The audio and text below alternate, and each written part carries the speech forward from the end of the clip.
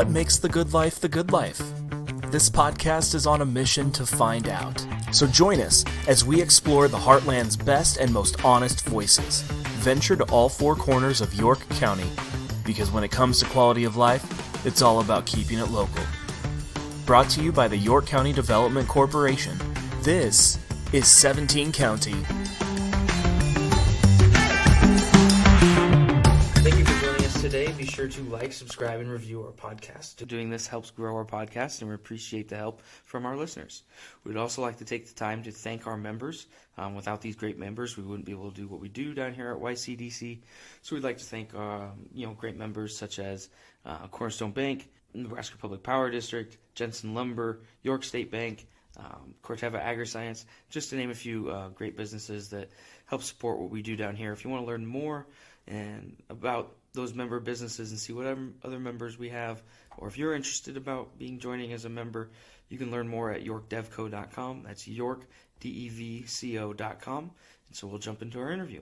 On this podcast, we welcome an individual who has made York County their home. She grew up in Belgrade, Nebraska, but called Central City home for most of her working career. A life event would move her to McCool Junction in 2016, and she's now making the most out of that move. Pat Wagner now calls McCool Junction home, as she has the pleasure to serve the McCool Junction community as a village board member and currently serves as the board chair. So welcome to the show, Pat. Thank you. Glad to be here. Awesome. So this first segment here is called What's New. It's kind of a fun little segment I have here to talk about the new things going on in our world, whether it's something new in our life or new in our work or programming or a new product or service or something that just exists in our world. What I'm going to lead off with is we have a new round of Impact Award nominees that'll be coming up here soon.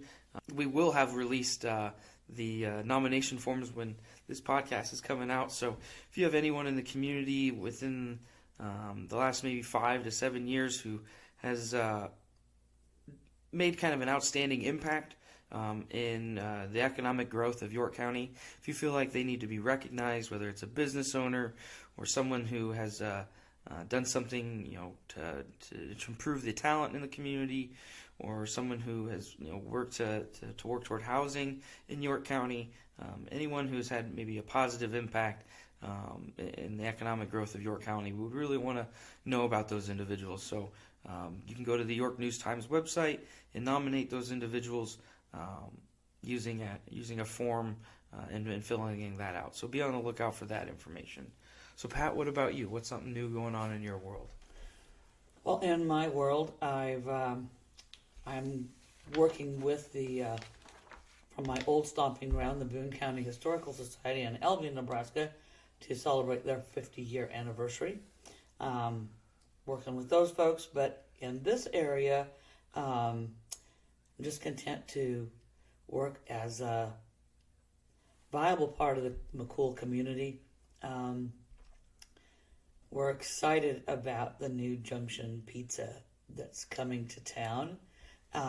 It's in the process of being built, and I understand hopefully ready for serving pizzas by the middle to end of March. So I'm real excited.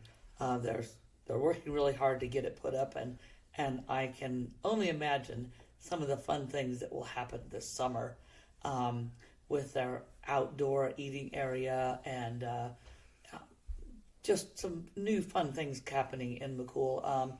Real excited to know that we have the wonderful daycare that we have on Main Street in McCool. Not a lot of towns our size have a daycare that people can take their children to, and that's a great thing. And I only wish and hope that we could maybe do some expansion or help them do some expansion and growth with that. No, that's going to be very exciting. I'm very excited for that outdoor patio. From what it looks like, you'll have a pretty large outdoor seating place there, so that'll be. I can just see the street lined with golf carts all summer long around there with people coming to have their pizza. So that's going to be great. Yeah. The out-of-towners who are going to be coming through are going to have to kind of look out for those golf carts. For the golf carts. Yeah. Especially if they're not. We'll have to have our orange flags up. So, without a doubt. Yes. And so and then that childcare, that's very important, and phenomenal for a community your size to have, one that's as awesome as the one that I believe is Connor Weezy that runs that, and so And I have to also mention our school system at McCool. It's just so great. The kids work so well with different things in the community. They're through speech and FFA and their sports activities. It's the entire community just embraces the school and all the kids. It's just like a big family. Speaking of school, new leadership too with the new superintendent, new and, principal, new high school principal. And so hopefully they can be able to. It's good that Dade's able to kind of provide that guidance to that new, and then still be able to work his role and everything like that. So. Is working on the legacy that Dr. Cogswell kind of built and everything. So that'll be great. Yeah.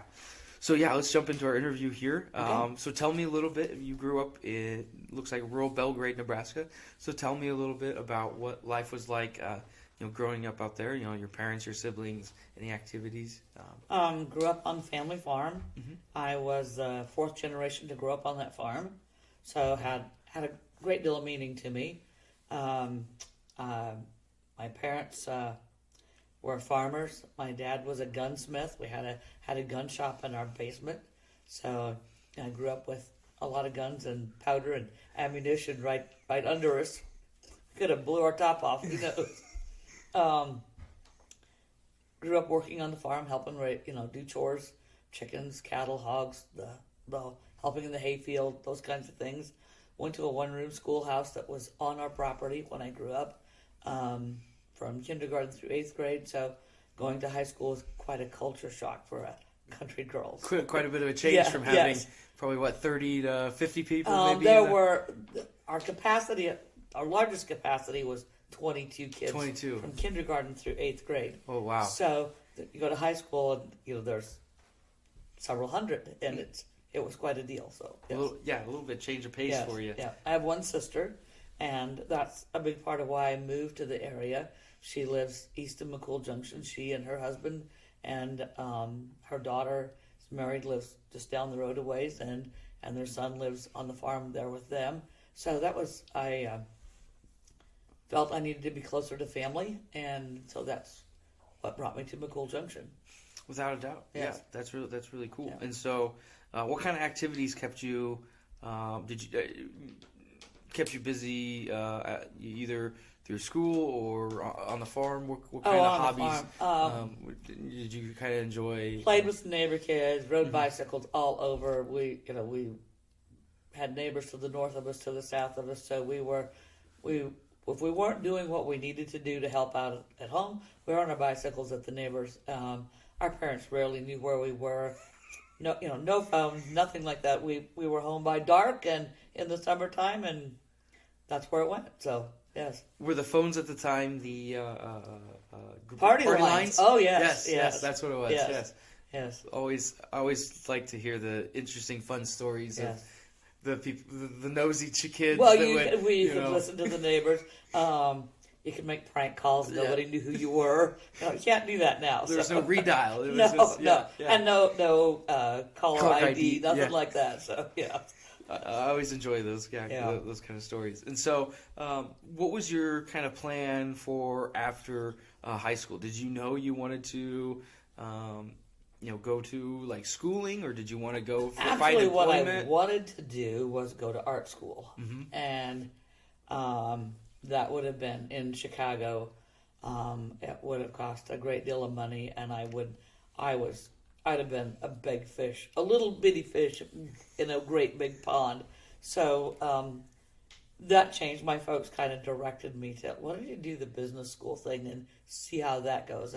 And that was in Grand Island, and it worked out fine. As later, when I started working at the Merritt County Sheriff's Office, those skills became very important to me. I met some folks going to school there at Grand Island that have become lifelong friends. So it turned out to be a good thing, and I realized I was not as good at art as I thought I was. So it's probably a very good thing that I took the direction I did. And so while you were going to school there, were you doing any working while you were going to the business school or anything? No, just we had a dormitory we stayed in that is now a parking lot. The business school is, I believe, also a parking lot now. So, but that was a long time ago. Because was it downtown near the paper? It was right on Highway 30 as you went through Highway town. 30. Okay. Yes. Yeah. My uncle went to that business. Okay, it was right. As well. It was just east of the Episcopal Church on Highway 30 in Grand Island. I think they've tore it down. It's a parking lot for the church now. So. Yeah. Yes. Unfortunately, yeah, probably. And so your first job out of the business school was working as a meat wrapper? Is that what I've in Fullerton, Nebraska, at the local custom meat. So was that just you just going back home? Yeah, I just finding went a back place? home trying to find some direction for a job and what to do, and that came up, and I worked there for probably a year and a half. Got pretty skilled at doing that, and learned all kinds of meat cuts. And, I was gonna say, working in a yes. meat locker, I can only imagine. The everything you kind of learned. Yeah. Right. Yeah. Right. And then I went. That was more or less a part-time job. So I went and got a job in Columbus, working in a factory, and very quickly discovered that was not going to be my lifelong career move. It was shift work. It was some of it outside, some of it inside. It was cold in the winter, hot in the summer, and really dirty. I mean, it was a lot of hard work. Mm-hmm. So sometimes you have to do those jobs. You have to though. Yes. In order to get to the jobs you want to do. Yes. Yep. Then an opening came up in a bakery, and I thought, I could do that. Mm-hmm. Turned out I ended up being the baker's helper, so I had to go to work at 2:30 in the morning to help make the bread for the morning. Morning, because people would come in early, by get muffins, 6 o'clock, and donuts, donuts, all that stuff. Mm-hmm. I think I had worked 2 days, and the lady who did did all the donuts, fried all the donuts, the Long Johns, fried cinnamon rolls, all of those donuts, all that stuff. Got mad and quit. So they put me back to doing the donuts. I had never ever made a donut in my life. I very quickly learned how to make donuts, and that turned out to not be such a bad deal. But that also, then I thought, I've got to do something different than this. My sister was working as a florist in Central City at the time, and I went to see her. I just popped in to see her after I worked. Anyway, the sheriff's daughter was out for a walk and knew my sister, came by and said, "Hey, if you're looking for a job, my dad, the sheriff, is looking to hire people for a 24-hour dispatch." And I thought, wow, I'll go. Made an application. Because that was something new at the time, right? Yes, that was brand new. That was in 1974. So prior to that, dispatch wasn't available after it was available, but the sheriff's wife did it in their home attached to the office in the jail. Got it. So I went over and filled out an application and got hired. That too was shift work, but it was totally different. Every call that came in was new, different. It was kind of exciting. And I grew to really love it. The sheriff's daughter then went and got married. The sheriff asked if I wanted the daytime job hours that she was working. I jumped at that, and I was there for 40 years. Was it 12 hour or 10 hours? 8 hour shifts. Still 8 hour shifts. So you were working the night shift then? Or when days? I started. Okay. When I started, yes. Days, nights, whatever they we threw had you to in. work. Yes. Yeah. And then when the sheriff's daughter got married, I went to permanent days. So that had to be a nice kind of transition. It was a nice transition. However, it brought far more responsibilities because I had to do all the paperwork, the bookwork that came along with things that sheriffs do in civil process papers and warrants and doing things in the jail and all manner of things like that. So, yes. Was any shift more busy then with calls, or was there the same amount? Like, I would say the evening, easy. like from 3 to 11 or midnight, is actually probably the busiest. Daytime it was just different all the way, but you never knew what a call was going to be.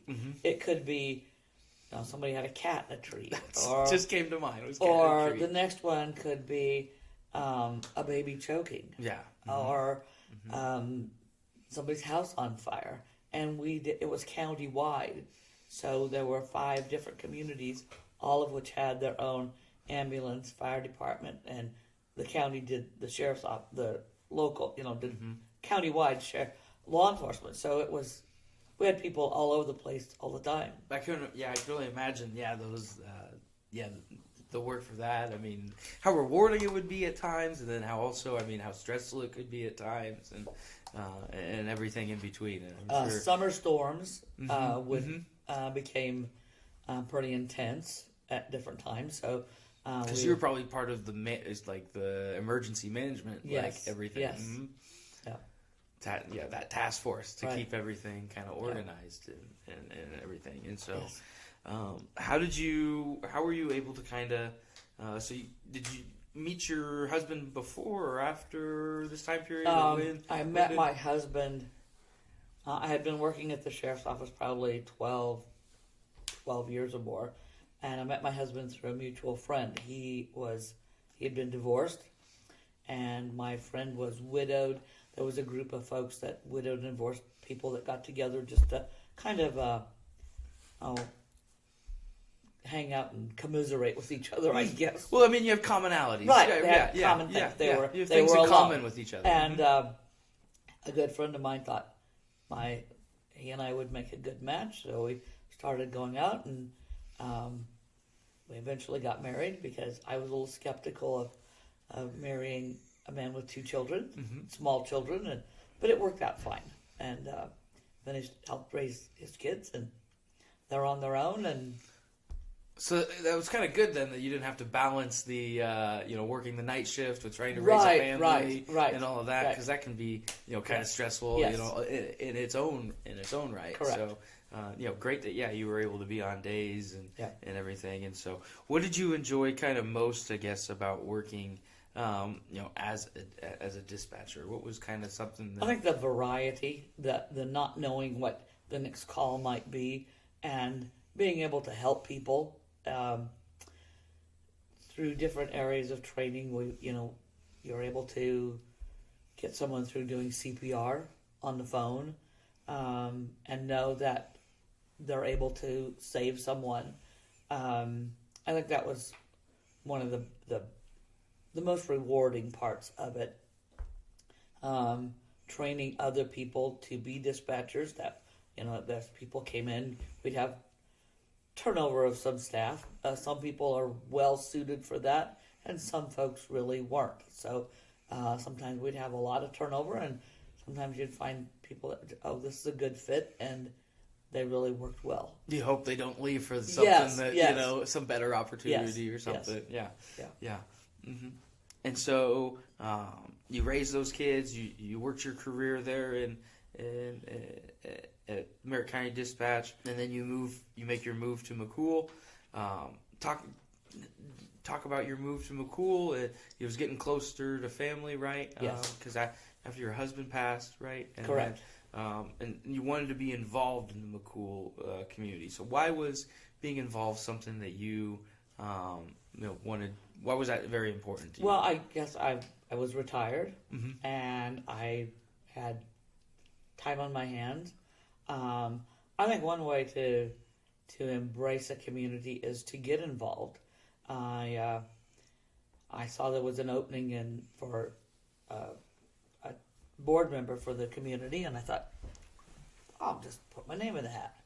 And probably a good thing there was no competition. I'd have probably not gone on the board. I don't know, but I did, and I really enjoy that. I enjoy being able to do some things that are, I believe, helpful to the community.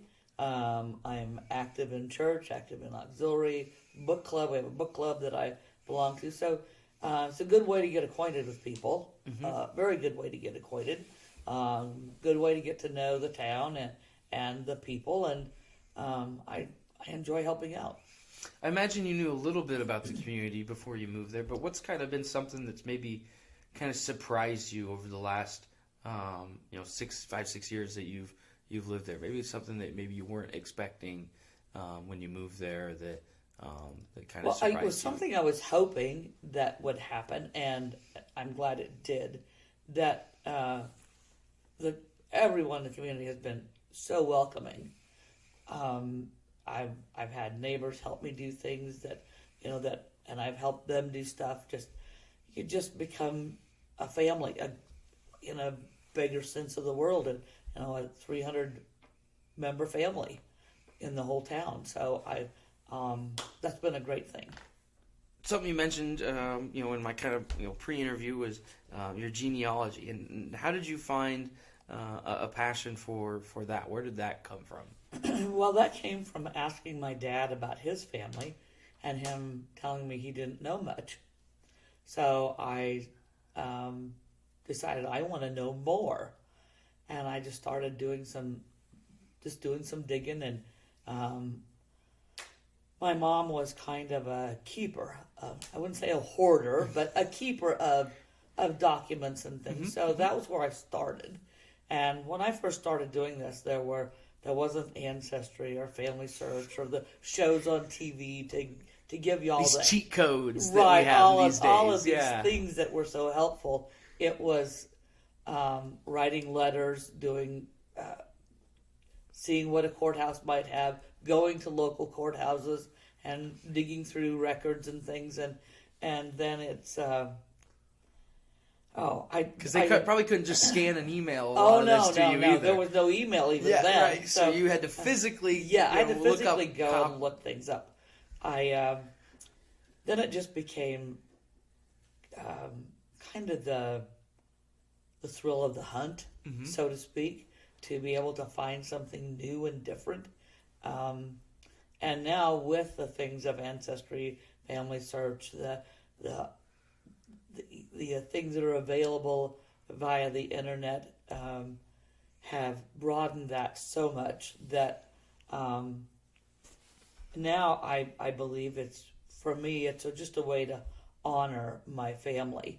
I've become a member of the Daughters of the American Revolution, honoring a Revolutionary War ancestor, some Civil War ancestors who were early sheriffs in places in Indiana that I have found, and I think having my experience in working in a sheriff's office and then trying to imagine what it would have been like for them, the one in 1824 in Indiana and the other one in the right after the Civil War in Illinois, makes me really appreciate what those people did. And so how many generations can you trace back? Have you been able to, over the years? How far back can you go? I'm working on a Mayflower application. So wow. Mayflower's 1620, and I'm also working on a Jamestown application for the Jamestown Society, and that's 1607 in Virginia. I've also crossed the pond to Ireland, England, Scotland, and Germany. So is that like, 6, 7, 8? Mayflower is 9 to 10. 9 to 10? And Jamestown is 12. Wow. Yes. That's pretty cool. Yes. That's really cool. And then how do you decide, like, where up on the tree to kind of go? Do you do mom and dad and then do mom and dad and then do mom and dad, all the way? It's spread out all over the place. Yes. Wow. Yes. So I bet you can trace, like, where do you trace back then to? Like, back in Ireland, you said? Or? Ireland, England, the British Isles. I have lots of ancestry there, and then Germany. And I've not done a lot of research on the German stuff because I can't read or speak German. Right. Yes. A lot of work there. Yes. Yeah. Yes. Yeah. So, and so then, how did your family, I guess, arrive to Nebraska because you did 4 generations right there in Belgrade? Yes. So how did that family get to that? That family was Virginia Mm-hmm. to Indiana to Illinois to Saunders County, Nebraska, and then to Nance County. That's pretty cool. Because I've been watching the 1883 Oh, lately yes. on Paramount or Yes. whatever, and it's been kind of interesting watching, Yeah. how physically, Yes. demanding a lot of these, Yes.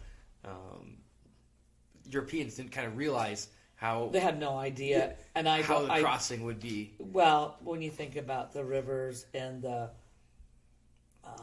open prairie and the things that they would have encountered, the Native Americans, the animals they would have encountered, the just crossing rivers and streams that we know in the springtime, can get really out of control. And depending on the day, it could Yes. be rise and fall. Yeah, right, I mean, right. one day Mud. you go to sleep, and then next thing you know, you can't pass the river, Right. and yeah, Mud and heat and I could only imagine rattlesnakes the heat. and I just- Yeah. yeah. Ugh. Yes. Yeah. And then no way to properly store food or water. I mean, it would have been. We're such wusses. I don't know how else to describe it. We really are. That's something that I have a hard time. Like I look on this, I'm like, oh, I probably could have. No, there's no way I could have done that. There's no way I would have. No. I would have turned around and stayed in whatever big city, and there's Right. no way. And what they left. Yeah. Most of these folks left frame homes and things that were established to move on to one of my Civil War ancestors who homesteaded in Boone County left. They came because they got the free land as part of their Civil War service. So that was a big deal to be able to have ground of your own, even though it was virgin native prairie, that you'd have to live in a dugout, because that's exactly what they did for a couple of years. They lived in a dugout. Because there was no. Yeah, you're in a prairie. There's no Right. wood. You're They'd not had building to anything. They traveled they'd have to go by wagon to Columbus to get lumber that that would have been shipped in from Nebraska City or Omaha to Columbus. So it was just a lot of days. They'd be gone days trying to get lumber to build a house. Mm-hmm.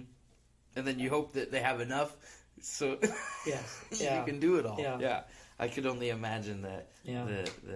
That. And so, and so this genealogy, you've mentioned you're part of a lot of societies. What I guess has kept you, you mentioned the thrill of the hunt, but I guess maybe what are some other reasons that maybe you enjoy these this search back? I think now at this point is being able to honor those ancestors through hereditary societies and organizations. I think that's the biggest thing for me, is being able to find out who they are and learn more about them and honor them in some way. It's really cool. Yeah. I'm gonna have to check out your book whenever I can kind of get it whenever you get finished with that. Yeah. Yes. Cool. So we'll jump into some rapid fire questions Okay. that I have here. Just some fun questions here Okay. to round out. What's a favorite smell that you have? Something that I'd say fresh baked bread. Oh, that's a good smell. Yes, Yeah. yes. I was just we get all these memory things now on all Yes. these devices. Right. So I just got a picture from a couple of years ago when I baked bread for the very first Yeah, time. yeah. And that's really cool. What's a favorite season that you Fall. have? Fall. What about fall? I like the trees turning, everything just kind of settling down. Harvest, I like to participate if I can, helping with harvest. If it's nothing more than taking lunch to the field and riding around or two in the combine, watching the grain come in, and it's just a fun season. And so you're a big traveler, right? That's what I've kind of learned. And so, have you ever been up to Maine, like in the I've fall? not been to Maine in the fall. I want to go there. You need to. Yes. I had a chance. I was lucky enough to be up there from August to November. Okay. For work at that time, and it was. Well, I have awesome. been in Pennsylvania in the fall with the trees. Similar, yeah. Gorgeous. So gorgeous, Yeah.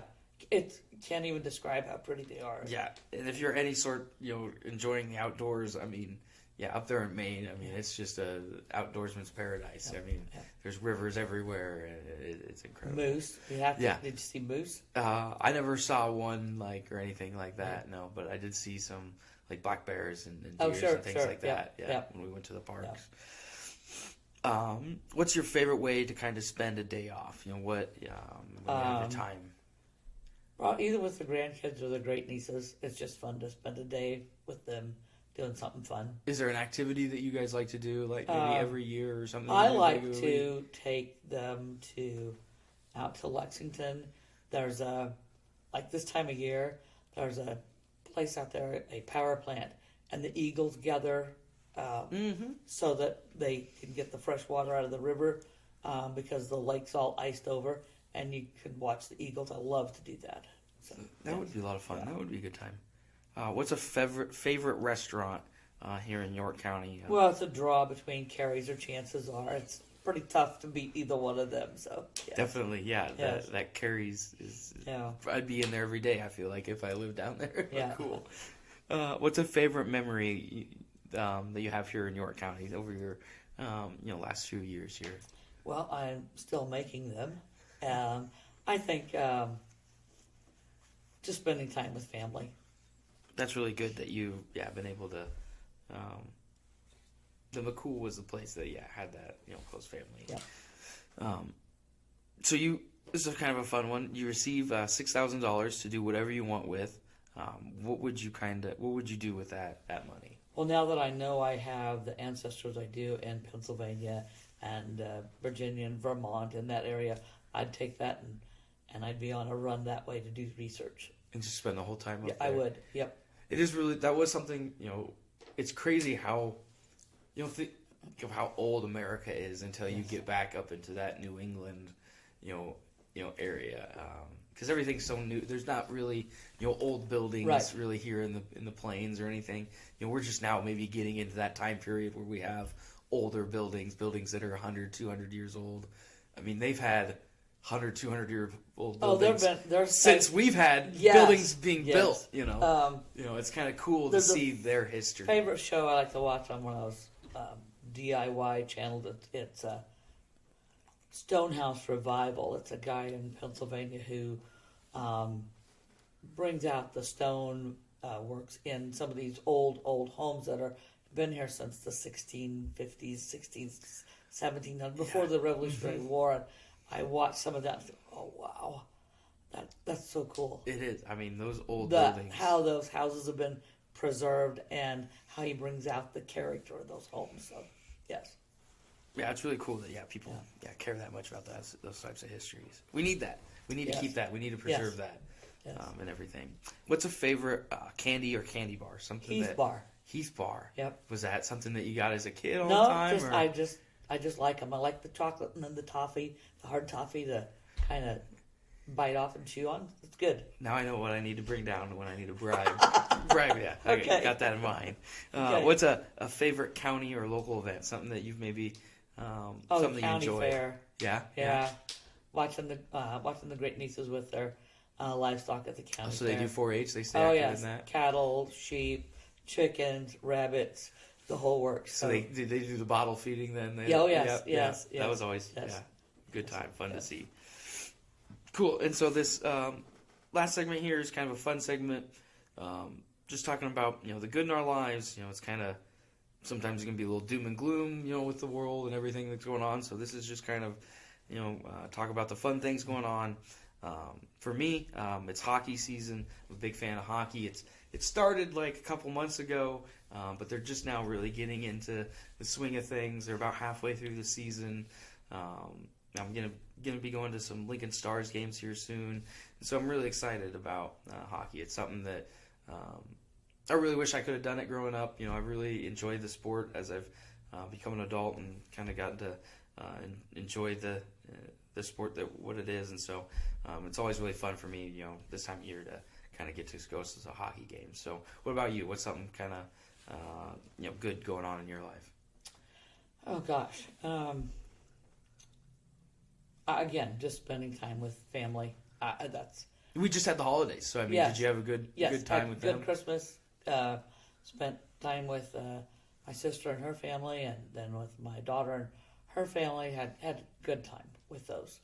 I think going to some of the sporting events for the grandkids, grandson's out for wrestling, granddaughter's out for basketball, great nieces are out, one or two of them are out for basketball, and then they do some cattle shows in the wintertime too. They travel to Grand Island, Norfolk, and places, and so warming a bleacher at those kinds of events. Yes. Definitely, Yes. yeah. Yes. That's always fun. Yeah. Well, thank you. I appreciate you coming down today, Pat, and just spending some time with me. I appreciate everything you do for the community and everything like that. So I just want to thank you. Then we also want to thank our members again for supporting YCDC and everything we do here. So Green Realty and Auction, Perennial Power District, Corteva AgriScience, Max Country 104.9 and Cool 103.5, and then Cornerstone Bank. And so we appreciate everything these members do in helping support the growth of York County and helping support our programs. So Pat, I'll let you kind of close out the show. However, you can, if you have a quote or some words of wisdom, or if there's an upcoming event that you want to plug for McCool, I'll let you kind of close out the show however you like. Well, I don't have any particular quote. I'm just very appreciative to be a part of York County and the McCool community. And I guess if I were going to plug something, it's the Evening with the Stars event that the School and Community Foundation in McCool puts on. And I think it will be March 26th this year. So get your tickets and have a good meal and join us for some fun stuff to support the school and community. Awesome. Well, thank you for your time. Thank you. This is 17 County, a new podcast brought to you by the York County Development Corporation in Nebraska. For more information about life and opportunity in the Heartland, visit yorkdevco.com. Come grow with us. And if you liked this episode, be sure to rate and review 17 County on Apple Podcasts or wherever you listen.